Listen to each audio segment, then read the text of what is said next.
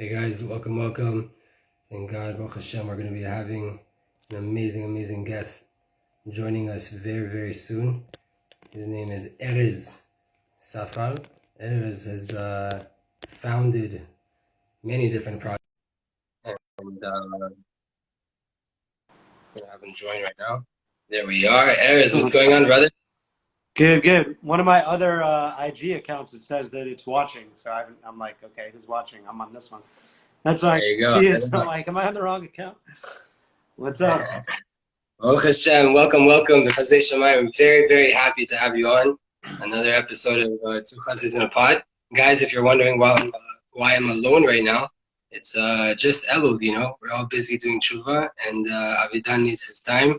And I couldn't miss up this opportunity with the amazing event that we have coming up next week, and the book release, and so much going on. And this is a long time coming, but finally we have with us Erez Safar on the podcast, Baruch Hashem, a fellow Breslover Chassid, closet Chassid. I love it. And yeah, man, what's going on? Good, man. Getting a little overwhelmed as it gets like closer and closer to these different events around the book release, But yeah, I'm super excited about the festival. Should I join you with shades on, or is that not reflection? So yeah. So quickly, maybe just shortly tell us a little bit about you, and where you're coming from, and what is exactly going to happen on Tuesday. Shortly. Yeah. We'll go deep. Tuesday. So I did one other festival, Light of Infinite Festival in May, and had Chaim Kramer actually, largely responsible for a lot of the dissemination of a lot of the Rabbi Nachman and Rabbi Natan books and everything, which is incredible. But yeah, and then Mendel Kalmanson and Neuropositivity Bias. But yeah, the idea is really to just bring together these epic souls that have like so much light to share, focused on Torah, focused on mental health, things that we're going through, bringing in ancient Jewish mysticism and just Torah, Kaballah in general. And yeah, I mean, maybe more than half of the presenters are in Israel. So in LA, I have to like wake up early, and it's like morning in LA, and then we do like a house. Torah Mitzion, the Torah comes out of here. It's not much that we can do about it. Well, I keep getting introduced to new people for it, and then they all happen to be in Israel, or a lot of them. But yeah. So that's on Tuesday. It's basically, it goes throughout the day on Tuesday, September 20th. So there's like kind of like the morning section for LA, evening in Israel, and then like a little break, and then sort of like late afternoon, evening here will be like people all over America, like mostly LA and New York. So people, if they want, they can just RSVP on the site, right? Light of the Infinite? Lightofinfinite.com. And yeah, the book series is called Light of the Infinite, and the website and brand in general is just Light of Infinite. But yeah, you can just go there, free RSVP, you'll get a little reminder, and then you just click festival, the page, and you're there. There's 2 rooms on the page. It's going to be amazing. Thank God. Amazing. I really can't wait. I'm excited to be able to present. Me personally, I'm going to be trying to give over some tours from Rabbi Morgenstern, and to hopefully get a little bit deeper and get us prepared for Rosh Hashanah. This is the book we're going to be going through. B'yam Darkecha. There's a whole bunch of different ones. This is on Pesach. This one is on the regular year, right? But we're going to be going through Elul and Tishrei, and I'm extremely excited for that. And listen, I had you can do the typical interview and all these different questions, right? But like I listened earlier to your podcast with Jordana. Yeah. And, we just did our episode that came out. Thank you for the shout out there. It was amazing. And there's so much that aligned with our lives.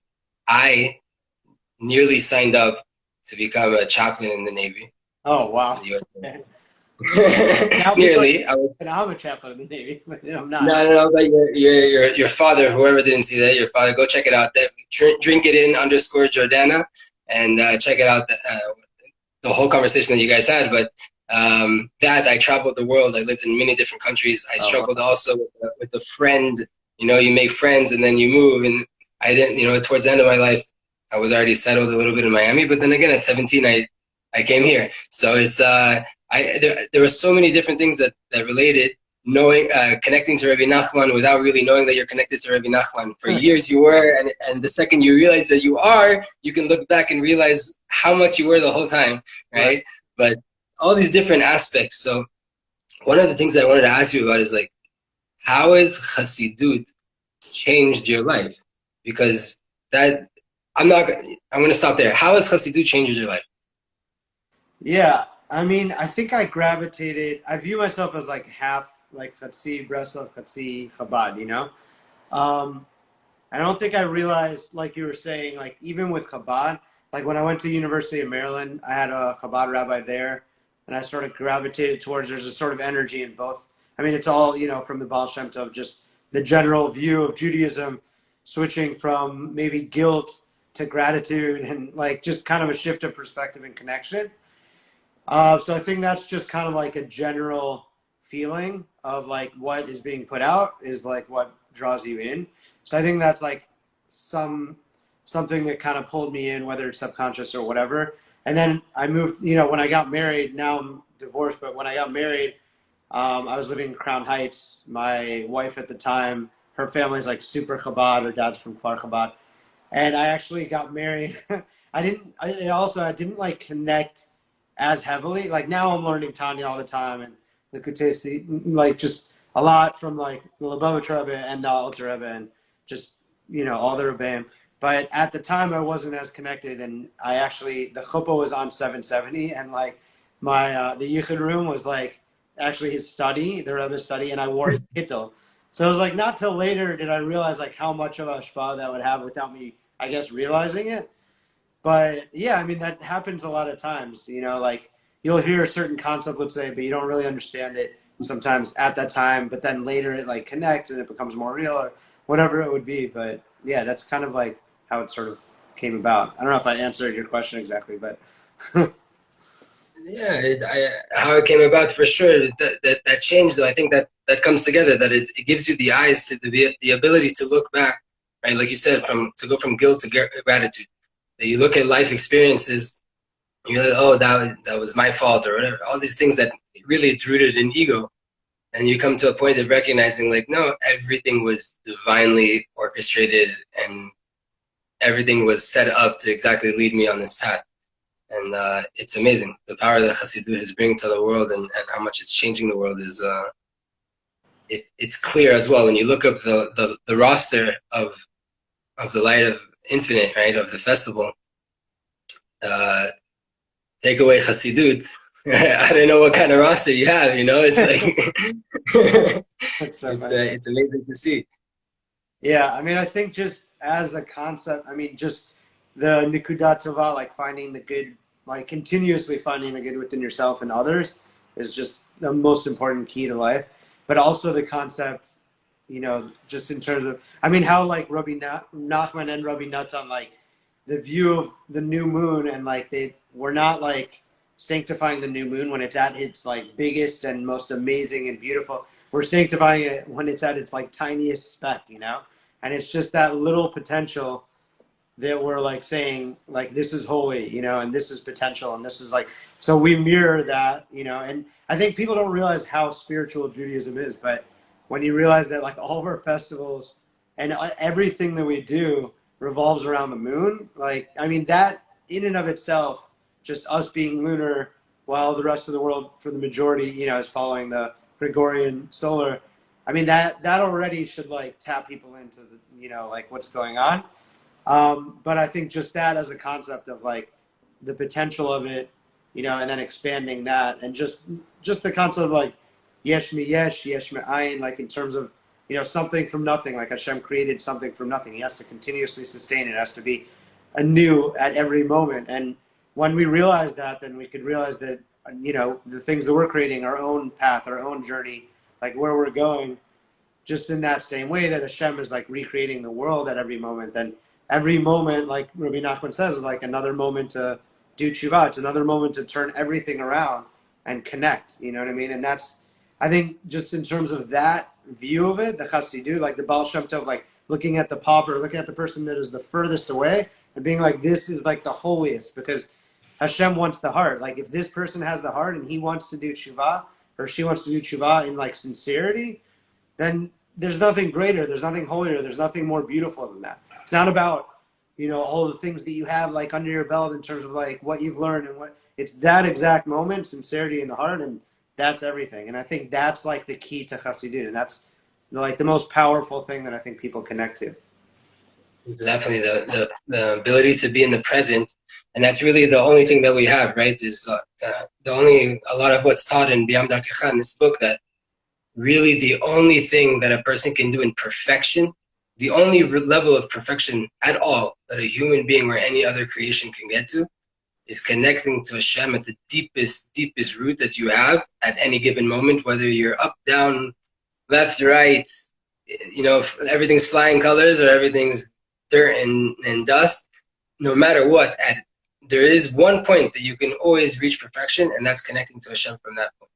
So these are all tools. That's the light of the infinite, no? No matter where you are, no matter what's the situation, you can tap into it.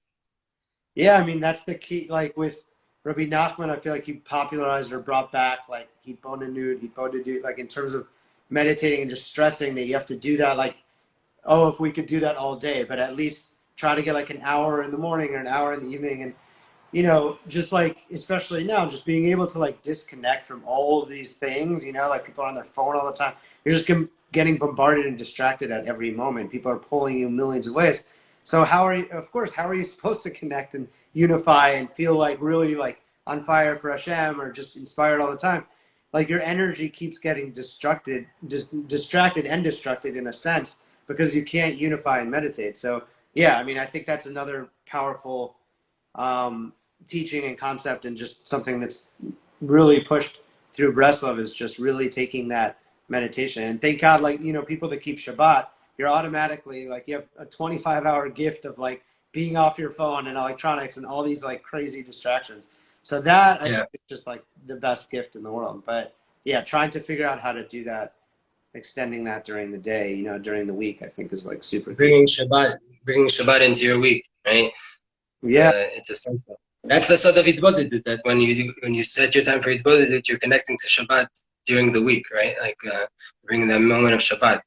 An amazing piece of advice. We have here an amazing artist, Rabbi Torchman. Hopefully we'll have him on the next Light of the Infinite. He's an amazing artist, and he says that you can work on 1% of your day. 1% of your day. There's 1,440 minutes in a day. Take 1%, it's 14 minutes. For 14 minutes, sit and talk to Hashem. Don't do anything. No phones, no nothing. Walk in the forest if you want. Sit, talk to Hashem for 1% of your day, and bring Shabbat at least into 1% of your day. And it's these are such amazing tools. So I'm in general, just me personally, really excited to be a part of it.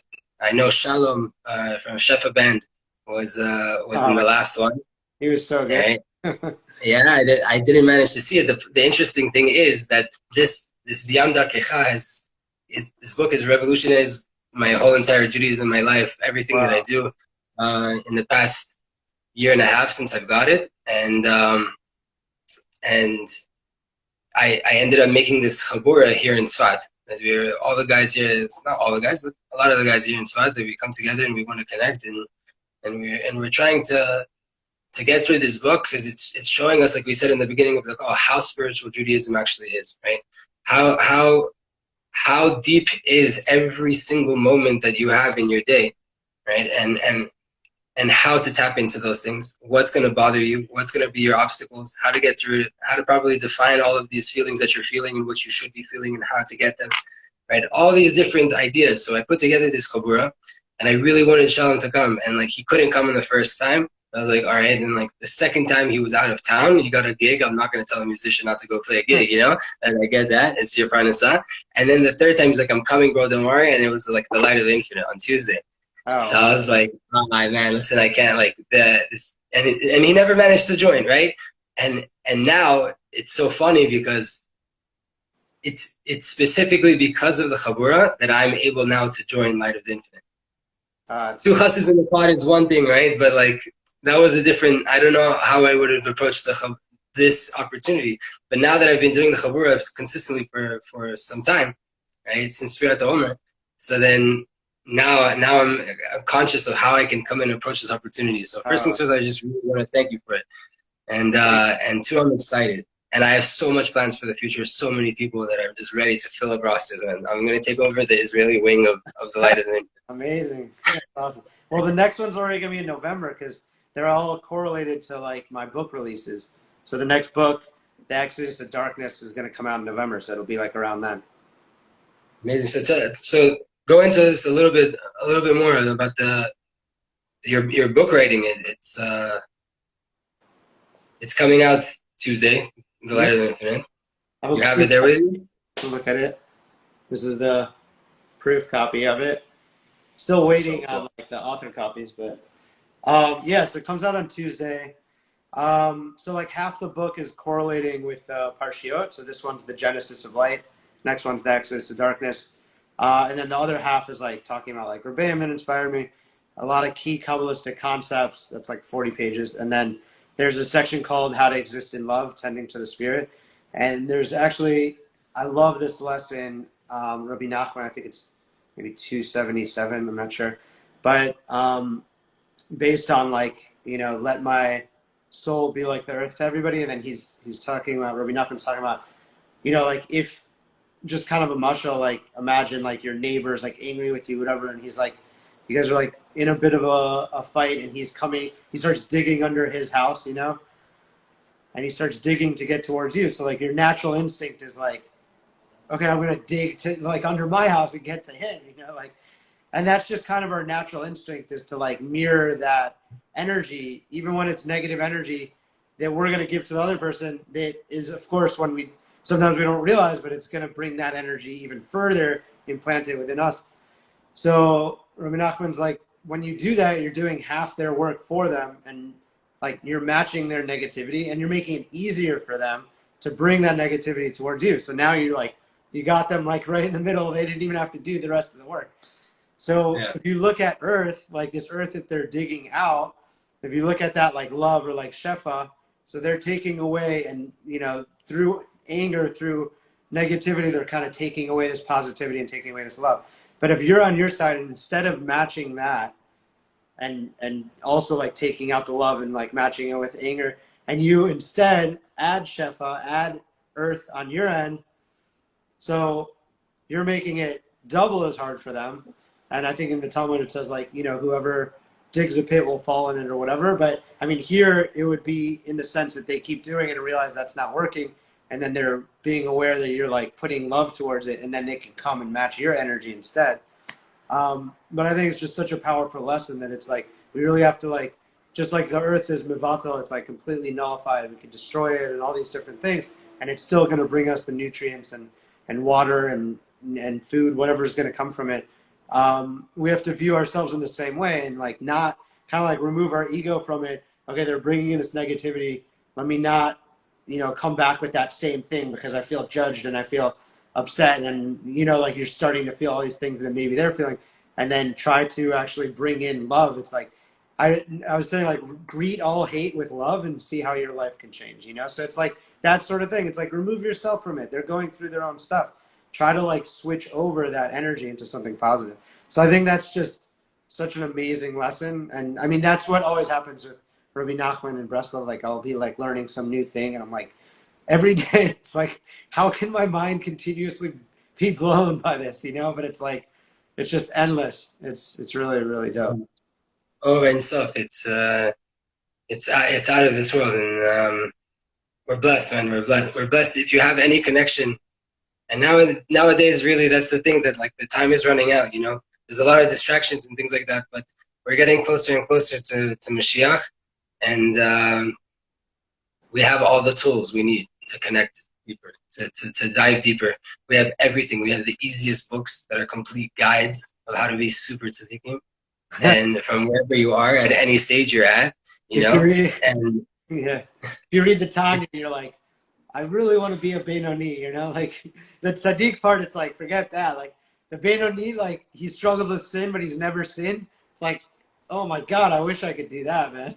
We're like Russia Vitova is like maybe, hopefully. and every Jew has his nikuda where he's the tzaddik, his nikuda tova that he's kol kulo tov. He's all completely clean, and that pintele yid that's inside, and it's this is a generation that we're so lucky. Anybody that can taste tshuva in this generation with everything that's going out there, right? And be able to tap in now with all the distractions and with all of the forces pulling you away. That no generation, right? No generation went through. Right? Mamash, we're like the end of the body, the heel, we're the last little inch that you have left, right? And it's like all the pressure is coming now, and it's a war. No one is expected to reach perfection. No one at all. It's nearly impossible. It is impossible, right? But the amazing thing is now that for those that want to connect, they have people like you, people like all the other people that are joining the roster of the Light of Infinite that are trying their best to put out and to engage and to talk on these topics and to try to help people. And it's a huge thing to put something together. How many people are set to present on Tuesday? Basically 40 people. So it's like 40 people across the world. Yeah. Yeah, it's a packed. It's amazing. It's amazing, and may this increase. May you continue to do things. One of the things I love. I've been following you for years. We haven't really connected too much until more recently, but I've been following you for years, and one of the amazing things. It's I don't say this too much on classically on Chassid and Apara, much more filtered. Even though I say my piece when I need to, but the idea that content from Jewish creators, especially if they're connected to that Torah, needs to be Jewish content, not Goyish content. That's like it needs the message. There has to be something there of a message that is deeper, that is connecting a person back to Hashem. It can't just be to hop on a trend. It has to teach someone. It has to give a message over. It's an obligation that we have, right? And there's a lot of people out there that are making a ton of different merch, and it's like I don't know. It's like a play on different ideas. One thing I like that you do is everything that you're putting out when it comes to merch, when it comes to events like this, right? I'm sure you as an individual are involved in other things, but what you're producing, you're giving back out. Rabbi Nachman with Rabbeinu Nachman and Rabbi Natan on the jackets, bags, everything is connected back to the sages. So and it's amazing. Cool. Yeah. No, I appreciate it. Yeah. I mean, it's like Adam Nifal the Fipulato. It's like you're busy with, like whatever you're busy with. That's kind of like what you're putting out into the world. So you can tell from like people's Instagram. Like so many are just posting. Look at me, like just themselves over and over, and it's like I wonder what's going on over there. But when people post like just so many different things that they're passionate about, and they want to put that into the world, I think it's beautiful, because that's how people discover all these different sorts of things and can get inspired. And it's like this endless, you never know what inspires, what will inspire that person, and then that person can inspire another. It's like, it's crazy, because Shlomo Katz actually sent this, that video, I don't know, the harvest thing. So I've been following this since the beginning. It's amazing. Go ahead, tell the story, because you're the DJ amongst them. Yeah, so you sent it, and then it made it into like one of my favorite chats. And then someone's like, they're saying Murano, like that means pig. Like, I think this is like, they're making fun of this, like him or whatever. And then I'm like, I don't know if that's accurate, but in that video, like you see this like Nigun, like playing in this like crazy festival. And I was like, think about like a Murano Jew who doesn't even know maybe they're a Murano Jew, but like they're hearing this Nigun, and this happens a lot. This is how a lot of the people discover that, oh my God, my grandmother was Jewish. She used to sing this thing. Then they raised us as Christian, like, because we had to hide. And then they like, oh my God, she lit candles. That's what that means. Like, and then they start discovering like these things that they're actually Jewish. It was being hidden. But I'm like, imagine like at this festival, somebody hears this nigun, and then they remember their grandmother or whatever, their grandfather singing. So I was like, I don't know what, like the point is, they got inspired by this thing. They're putting it out into the world. There could be one person or 5 people in the audience that this can like connect, like in a real way, and that's like insane. So I texted him, I was like, dude, you did such a great job of telling that story. And then he wrote, it gets crazier, and he sent me this commercial, and it's like in a commercial too. But in my Chevra chat, somebody like did a little digging, and it turns out like these guys, their record label is called like Holy Pig. which like, wow, that's like such Mashiach times, you know, like the pig, like Chazir, it's like, gonna come back. It's gonna, yeah. I was like, they're probably not even aware of like the deepness. And what's the most amazing thing? I don't know if you know, but you don't know this, but I watch Shlomo Klatz's shiurim all the time. But I don't know if you know what shiur that when he sung that nigun. It's a newer nigun, right? But he sung that nigun on a shiur of Lag BaOmer. It was a Lag BaOmer shiur. This is Rabbi Shimon waves the nigun that he introduces, like every amazing class that he gives. He introduces with a nigun, right? I learned that from him, Mamash. It's important. It's key to open up your heart. Start with the nigun, and that power of that Torah that came down and the nigun that escorted that Torah into the world in the day of Lag BaOmer hit all across the world, right? To the point where this, and the thing is, look at what's Tomorrowland. Tomorrowland is packed with Jews every single year. Every single time Tomorrowland goes down, there's tons and tons of Israelis and Jews from across the world. There's no Jew in the world that lives in Israel or ever went to shul or to a little Chabad meal or something and hears that song and doesn't recognize the nigun in it. You might not know the nigun as the individual nigun as a song, but you can realize that it is a nigun, and that's a yid singing it. So it's amazing the power of it. But yeah, that's the thing. When you put out those authentic waves, right? Instead of just trying to mimic something else, but you use the tools that maybe were created amongst the blame, these different trends, but you really put the thought into it, right? And you put pure kabanot into it. Then when it goes out into the world, it has pulot that are above and beyond what you could ever imagine. Yeah, no. Yeah, that was just meant to happen. You know what I mean? Because it's like you said, like how would they even stumble on that? It's insane. Lag BaOmer, seriously, like how? But it's so funny to be watching this story unfold for now. I think maybe a year and a half, 2 years, and now it's on the commercial. That commercial was also. It's like, what is going on? Like this doesn't stop. It hasn't stopped. So thank God. We're lucky, man. May we all have the power of the Kohen Gadol Shlomo Katz and Mamash Rabbi Shlomo Katz to keep on spreading Torah and to get these messages out there. Where can people get in touch with you, man? Besides here on Instagram, if you want to other accounts. I have a lot of different websites and Instagram, so I don't know. People can choose, but there's Banks Media, D1, my other Instagram, and then just Light of Infinite. You know, it's kind of like the focus now. So info@Light of Infinite if someone wanted to email. And then if they are... Why'd you go with D1? Why D1? D1? Well, so the D1 is the Yemenite Book of Songs. It's kind of like this book that's like, it's kind of like taller than it is. Like it's kind of, yeah, it's got some height on it. It's like an interesting, most of the D1s all look the same. Like half books. What's that? It's like half the width, but taller. Yeah, exactly. It's interesting. But so my mom is Yemenite, and that's always been like a big part of, you know, my life and inspiration and all that sort of stuff. But yeah, so I thought, when I was producing, I just thought that was a cool name because it's like you don't know if it's what genre it is or like what the background is, which kind of fit, you know, my style. But yeah. It's and I remember asking you on the Lulav, the Tzaddik, Rabbi Amram Ben Diwan, Moroccan Tzaddik. You didn't even hear it. You haven't heard of him, right? Amram Ben Diwan. No, I don't think so. You got to look him up. He's like, if you go to Morocco for Kibbutz Tzaddikim, it's impossible to go to Morocco and not go to Amram Ben Diwan. It's like, nice. It's a must. So you got to look into it. You got to check it out a little bit more. You have a tzaddik to connect with, a little homework. Man. So I'm really pumped. Any advice for Tuesday? Advice for you or for the audience?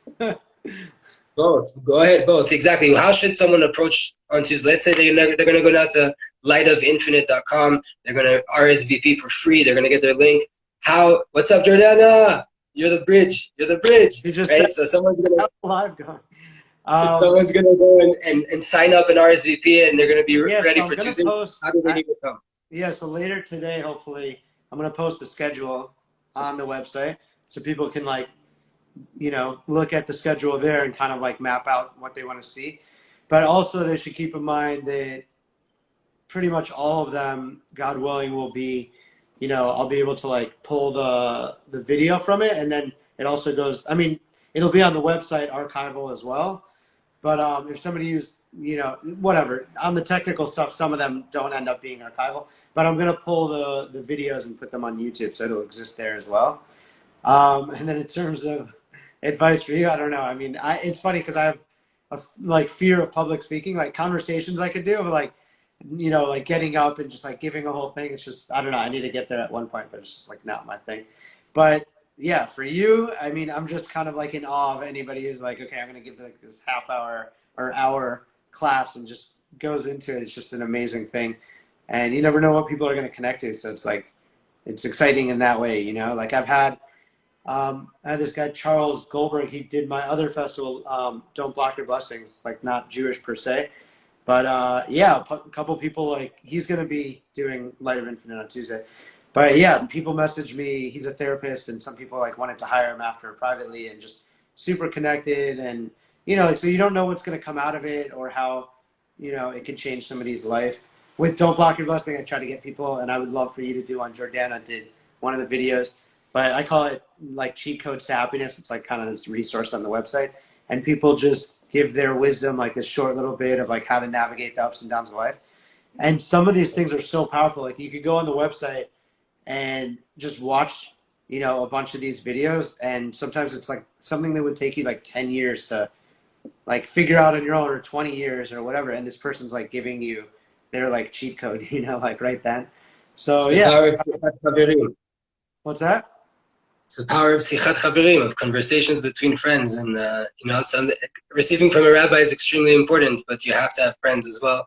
Someone that you can just, relate to on a more basic level and receive from them. If you open your heart to them, the whole world can change.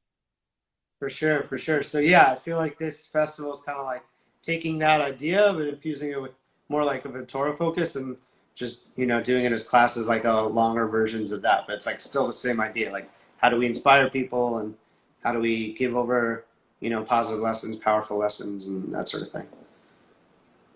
Amazing. I'm really pumped. I can't wait. Until then, V'ezrat Hashem, Shabbat Shalom. Maybe Mashiach will come and we're going to have, the light of the infinite, really, in Yerushalayim next week. V'ezrat Hashem. Amen. Okay, good. Super excited for your session. And yeah, everybody should just go. You can go on the website to RSVP already, lightofinfinite.com, or just click on the Instagram. It's all the links go to that. But yeah, thanks for doing this. This is my second Instagram live. Jordana was the first yesterday. There we go. I just DJed. I was telling her during COVID, like I would do Instagram live a lot, just DJing, and also. I remember all those parties that used to be going down in the beginning of COVID online. It was amazing. Yeah, it was fun. But yeah, I've never done like the in-conversation thing, so this is cool. She's like, yay.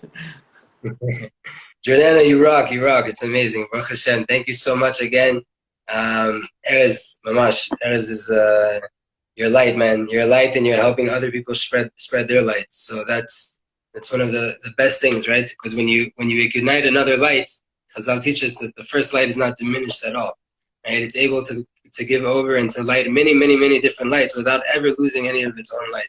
So may you only continue to do that and take all of the light that you're gonna, I know you don't do it for the reward, but in Shemaim, you get the reward of all of this Torah, the one that got the mitzvah of teaching, and the ones that got taught. So you get all the schar for everything that comes out of this. So B'ezrat Hashem, may you be happy with that going into Rosh Hashanah, and gather all of those good points and all of the asiyah and all the positive things that you've done into the world. And by way of being happy, this more than anybody, right? Resh Pebet, by way of being happy on all of those small positive things that you've done to change the lives of Jews, to elevate neshamot, and to inspire continuously, permanently with books. B'ezrat Hashem, take all of that, go into Rosh Hashanah, and be b'simcha in the highest way possible. B'ezrat Hashem. Uman Rosh Hashanah, no matter where you are. And B'ezrat Hashem, all the Yeshuot, my brother. Amen. You too, a million times over. And I love all the little hearts that are like flying, hovering. Yeah. So I guess people are. It might be my wife in the other room. I don't know. All right, awesome. Cool. Yeah, I look forward to connecting, God willing, in person with you and out there. And I'm just. Anybody coming to Tzfat, hit me up. For sure. I need to meet Avram Lowenthal as well. I got this. He's my front door neighbor. Nice. Yeah, we haven't met, but I included him in one of the dvars, and I got this from him. So a lot of people will actually stop me. I guess he's got a big name out there because they're like, "Is that Avram Lowenthal?" I was like, "Yeah." Yeah, every birthright group comes to him. So every morning I get woken up with 40 screaming birthwriters outside my door. But it's okay. We love it. It's the signs of the Geula. It's the sounds of Jews coming home. Nice. That's awesome. All right. Well, yeah, it was good talking to you. Shabbat shalom, and looking forward to Shabbat shalom. All the blessings, brother. Have a good one. You too. Bye.